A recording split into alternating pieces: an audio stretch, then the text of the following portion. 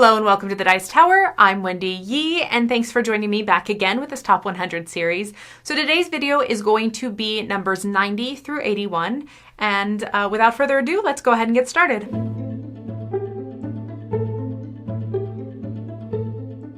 Starting off the list with number 90, this game is Taboo. Now this is a game that I've played the physical copy of many times with friends in the past, but it's never made it onto my top 100 list until now. And that is because I discovered the Taboo app. Now, it's just the exact same game, but instead on your phone, you can just carry it anywhere with you and you can play Taboo. And the idea of this is that you are trying to get everyone else to describe the word that you have, but you have 5 or 6 taboo words, which means they're words you're not allowed to use in your descriptive process.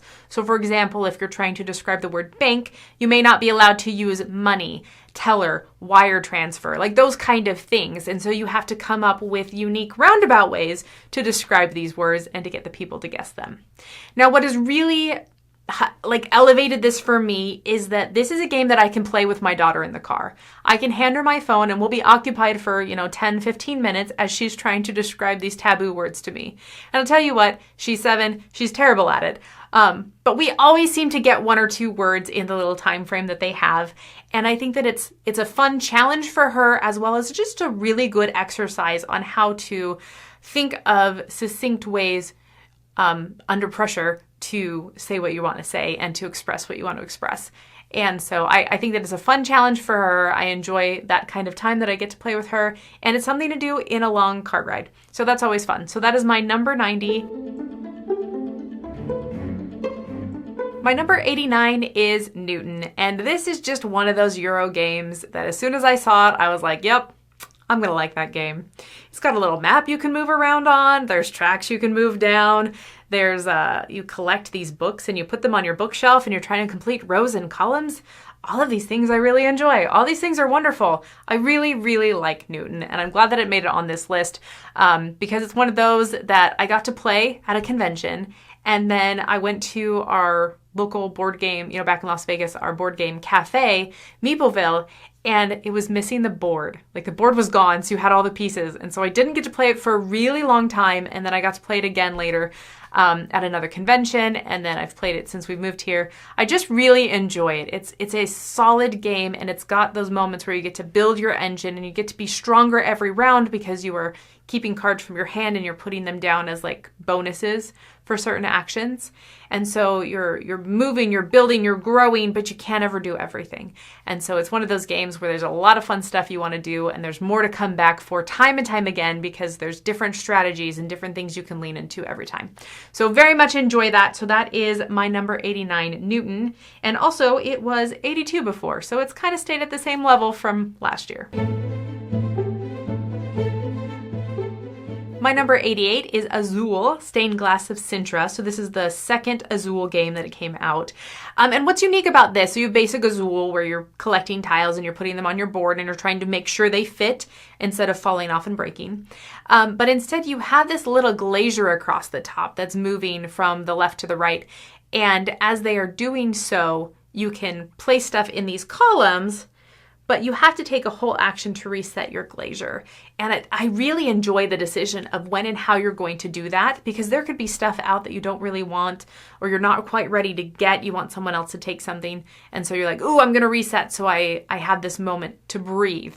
But then you also might need to reset at a time where you're like, no, I really need to take those pieces. I know someone else wants them, but I can't because I've moved too far over. I have to reset first. Oh, I hope they don't take them. So there's just some really interesting decisions in this light Azul game.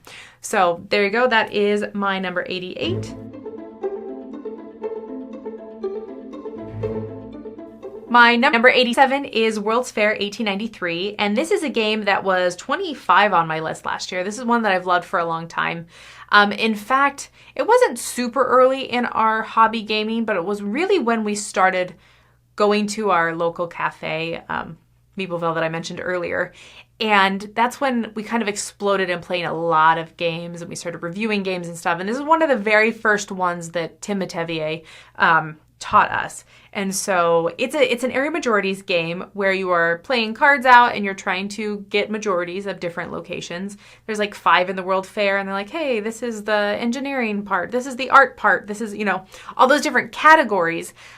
But what I really appreciate about it is that with this area majority, every round, it doesn't fully reset, but everyone loses half rounded down. So, for example, if I have 1 cube in a space and you have 4 cubes in a space, we each lose half our cubes, but I get to keep my 1 and you lose 2. So now suddenly it's 1 cube to 2 cubes. And so I have a chance of catching up. It's not like someone just locks down a space and they're like, haha, I got it for the rest of the game. Rolling in those reds. But instead, you can really fight for these spaces. And there's some interesting cards that manipulate where cubes are. So you can move your cubes, you can move other people's cubes, you can kind of move stuff around. And so I think it's got some interesting elements to that, as well as it has a lot of history and interesting stuff on the card. So I think thematically, it does its theme well. And it's educational if you want it to be educational. And if not, don't read the cool text and just play the game. So I think there's a lot of fun stuff on that. So I really enjoy World's Fair, and I'm glad that it is my 87. My number 86 is Seven Wonders Architects, and this is a game that I really enjoy because I think that it is simple but not simplistic, if that makes sense. So all you're doing is drawing a card and doing what it says every turn, but there's an interesting level of interaction as you have a deck on your left and a deck on your right that you're sharing with other people, as well as the main deck in the middle. And so you're having to decide which cards you want, but also how that affects other players. Sometimes there's duplicates. You're like, cool, 2 science cards. Do I pick from my left or my right, depending on what other people are collecting? And so I think that there's more strategy and decisions in there than it may seem as just like, hey, pick a card and play it. So I really enjoy a lot of what's going on with that. It's a very quick, easy setup. Every player color comes with its own little capsule. And so you literally just pull it out and you're like, I'm playing this, set it up, go. So it's very quick, very simple. And I think that it's light and refreshing. So I'm glad that it's on my list as well. So that is Seven Wonders Architects. That's number 86 on my list.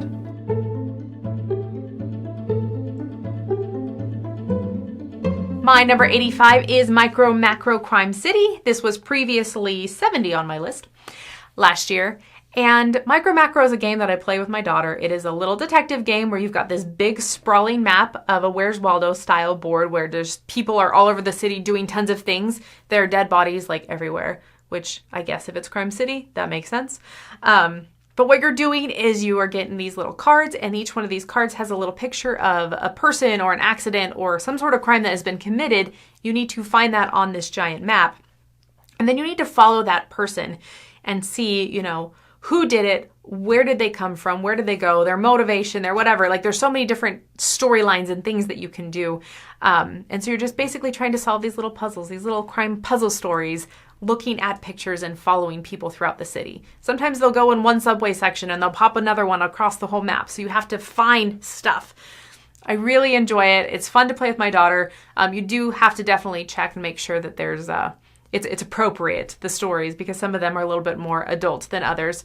But what a good, fun idea. And honestly, it's amazing that more people haven't copied this because I think that it's very, very clever and very unique. So that is Micro Macro Crime City, and that is 85 on my list.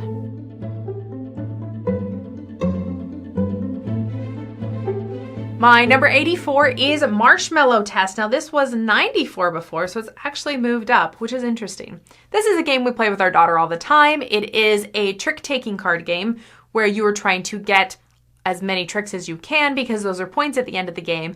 But the caveat in this is that you only get points based on the tricks that other people have. So you want to have the most so that you can score, but then you want other people to have as many as they possibly can without scoring. So it's like the first to 5, gets to score kind of thing. And so you're trying to play not just the highest cards, but instead you're trying to find out, when do I wait? When do I let someone else build up so that they get some tricks and they think that they can win? And then bam, I'm going to start winning all these next ones. Or do I sit at a high amount of tricks with the possibility that people are going to put down really low numbers and force me to bow out with only getting a couple points? Or, will I sit there at the top so that I can hopefully actually score this round? Because maybe my cards aren't the highest, but if I can get there and score, ooh, it's great. So there's just some really cool decisions about deciding how to work the table and what cards to play at what point in relation to things. But like normal trick-taking games, there's trump cards, you're following suit, all that kind of stuff. So it's fun, it's light, and it's got that cute theme of like, hey, wait, and maybe I'll get more. So that is Marshmallow Test, number 84 on my list.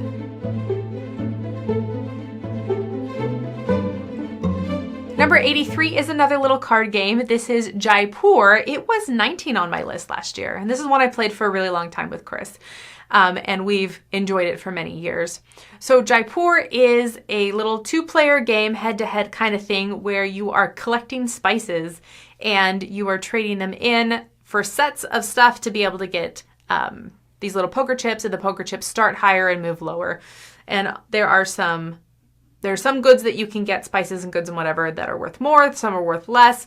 And so you're basically just racing to trade in and make these deals, but you have a shared lineup in the middle that you're manipulating. So you're adding cards, removing cards as you do so. So you're giving stuff to other players to take, or you're revealing new things for them to have opportunity to gain bigger stuff as you're trying to gain smaller things. So I just really enjoy the interaction and the card play. It's a very, very good 2-player game. So that is Jaipur, and that is my number 83.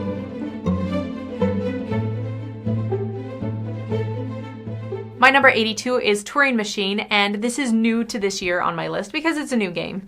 And this one is absolutely pure deduction. You're trying to figure out a 3-digit code, and as you do so, you're testing this cute little machine. So you take little punch cards on the numbers that you're guessing, and you're sticking them in a little machine, and it'll tell you whether or not it is correct based on a certain test. So you could say, oh, I'm testing, whether or not the first number is greater than the last number. I test it and you get like one little answer. It's either a little X or a check mark, I think. So it's either a yes or a no. And so you have this binary answer and you're just trying to figure out as few tests as possible what the number finally is.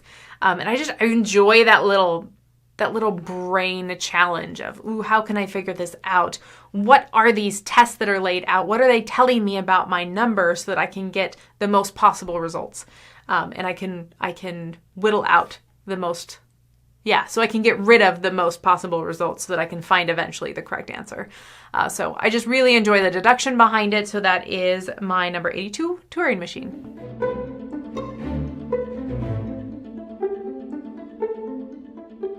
Finally, last on my list is 81. This is Tumbling Dice. I'm hit or miss when it comes to dexterity games, but this is just a fun group game. This is one we pull out at cons all the time, and we play with the unofficial dice of just tons of D&D dice. So basically you have your 3s and your 6s, your 12s, your 20s, all that jazz. And you just walk around in a circle and you roll down dice, and wherever they land, that depends on your multiplier, what you're going to get. You're also bumping other people off. You're moving them down lower levels. The higher up you are, I think the more points you get. And so it's fun. It's silly. It's multiplication to the extreme. But it's a great game. It's a great con game, and I have a lot of good memories playing it. So that is why it's my 81. Thanks for joining me today for this top 100. This was 90 through 81, so we have 80 through 71 coming at you next week. But in the meantime, check out all the videos that we have going on. I know it's a lot of top 100. I hope that you are just loving it, and we have like basically 100 left, right? So that's how it works. Math, it's a thing. Thanks for joining me today. I'm Wendy Yi. Have a fabulous day.